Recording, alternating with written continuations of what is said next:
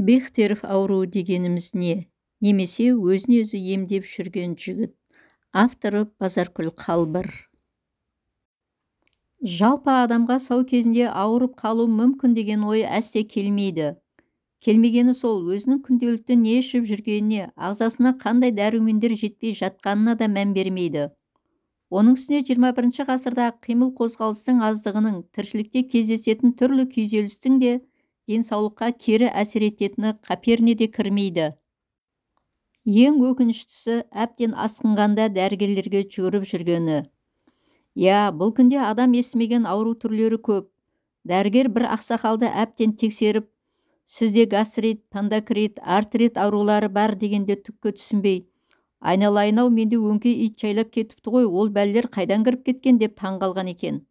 Бұл иттердің не екенін түсіне бастағанымызда қазір Паркинсон, Бехтерев ауруы дегендер жиі кездесе бастады.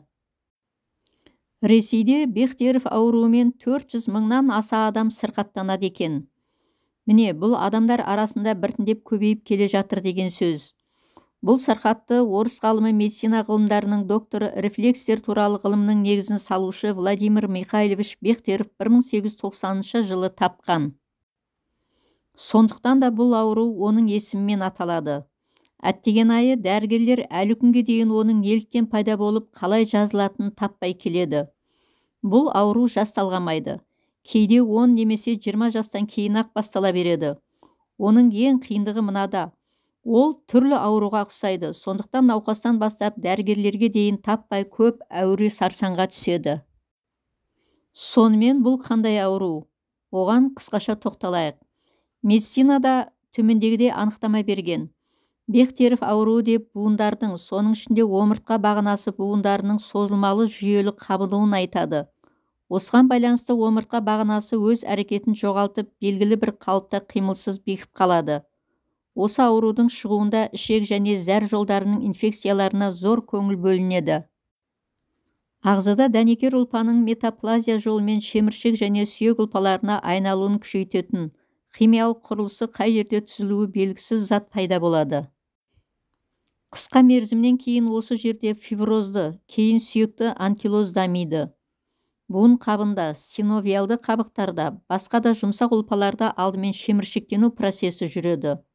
Осы типтегі өзгерістер омыртқа аралық шеміршекте, фиброзды шеңберде, жалғамаларда дамиды.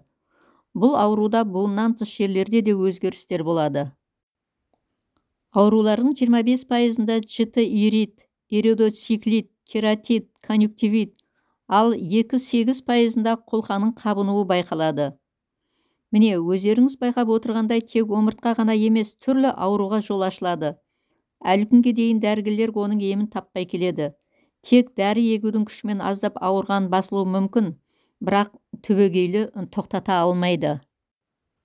Аурудың себебі не? Дәрігерлердің зерттеуінше омыртқаға суық немесе соққы тиюден кейін басталады. Тұқым қуалаушылықтың да ықпалы болуы мүмкін. Ең қуанарлығы, осы ауыр сырқаттан жазылып келе жатқандар бар. Бұл материалды жазудағы басты мақсатымыз осы аурудың уысына ілігіп, төсекке таңылғандарға аздап болса да пайдамыз тисе деген ой. Оны тек ерік-жігері мықтылар ғана жеңе алады. Түркістан облысы Ордабасы ауданындағы Ордабасы оттары газетінің директоры Ғалымжан Ордабекұлы Зиябек сол сырқатты көз алдымызда жеңіп келе жатқан жанның бірі. Оның осыдан 15 жыл бұрын ауырған соншалық, бір жағына қарай қисайып, мойын оң мен солға бұра алмай қалды. Шыны керек, барынша арықтап, бет-жүзі қуарып, күннен күнге солып бара жатқандай әсер қалдыратын. Негізінде расы солай еді. Ауруханадан аурухана, санаторийден санаторий қоймай емделіп жүргені. Дәл оның жағдайында өзге біреу болса өмірден бас кешіп, төсек тартып жатып қалар ма еді, бірақ ол өйтпеді. Сүйретіліп, аяқтарын зорға басса да түрлі жиналыстарға қатысып, өзіне тиісті жұмыстарын істеп жүретін. Алғашында дәрігерлер менің сырқатымның не екенін таппады. Емделе жүріп 2 жыл бойы тексерілдім. Құяң, жарық, грыжа, өкпе, зоб, буын, қант ауруларының белгілері болғандықтан жіті қаралдым. Кейін көз қысымы пайда болды. 2 жылдан соң ғана сырқатым Бехтерев ауру екені анықталды. Суық та, ыстық та жақпайды. Тез шаршаймын. Мойнымнан бастап өкпе айналасы, белім, омыртқам, буындарым бәрі жанымды шығарардай ауыртады. Амал жоқ, осының бәріне төзіп, қалай жазылуға болады деп іздендім. Ауруға берілгім келмеді. Омыртқа шеміршектене бастаған соң тамырлардан қан өтуі қиындайды. Оларға қарсы ем ретінде қымыз, боза іштім. Қашанғы бозаны сатып аласың, кейін үйде дайындайтын болдық. Жүгіруге әлқайда, таңертең аздап жүремін. Сөйтіп жүргенде интернеттен Ресей ғалымының ғарышкерлерге арнайы ойлап тапқан самоздрав атты аппарат барын оқыдым. Онда өз деміңді өзің жұтасың, ал оның бітеліп қалған тамырларды ашуға септігі зор екен. Тағы бір күні бұл сырқаттың бірден-бір емі жүзу екенін білдім. Сол күннің ертесіне бассейнге бардым. Алғашында жүзе алмай қайта-қайта суға батып кететінмін. Еркін жүзіп жүргендерді көріп, онан сайын өзіңнің халіңе ренжисің, әрі құлшынасың. Тоқтаусыз еңбектенгеннің арқасында 3 жылда 2 шақырым қашықтыққа жүзе алатын халге жеттім, дейді ол. Самоздрав аппаратын қайдан алуға болады деген сауалға ғалымжан интернеттен Алматының қай мекен жайында сатылатын табуға болатынын айтты. Оның адам денсаулығына пайдасының көптігін, әсіресе қазір жиі кездесіп жүрген қан ұйығын, тромбы болдырмауға пайдасы молдығын әңгімеледі. Бехтерев сырқатының бірден-бір емі жүзу, қимыл қозғалыс, баяу жаттығу. Шынығуды күнделікті ерінбей жасап отыру қажет. Сонда ғана омыртқадағы иілгіштікті жақсартуға болады.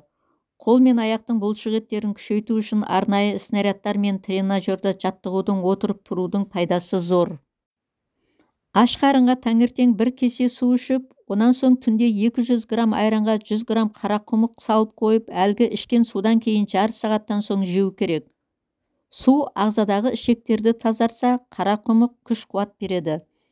Іздене берсең, адам ағзасына ненің пайдалы, ненің зиянын біліп алады екенсің. Қара нанның қуаты мол. Өкінішке қарай бәріміз көбіне ақ ұннан жасалған тағамдар тұтынамыз. Бұл дұрыс емес. Халқымыздың ауру батпандап кіріп, мысқалдап шығады деген тура осы сырқатқа қарап айтылғандай. 15 жылдан бері күресіп келемін. Ең бастысы нәтиже бар. 70% жазылдым. Осы аурумен Темірланда, Шымкенттен науқастанып жүрген жандарды білемін. Көбі күреспейді. Тез арада сауығып кетпеген соң қолын бірақ сілтейді. Айтылған емдерді адамдардың сау кезінде жасауы қажеттігіне көзім жетті. Сонда бұлар ағзаны нығайтып, кез келген сырқаттың адамды айналдыруына жол бермейді.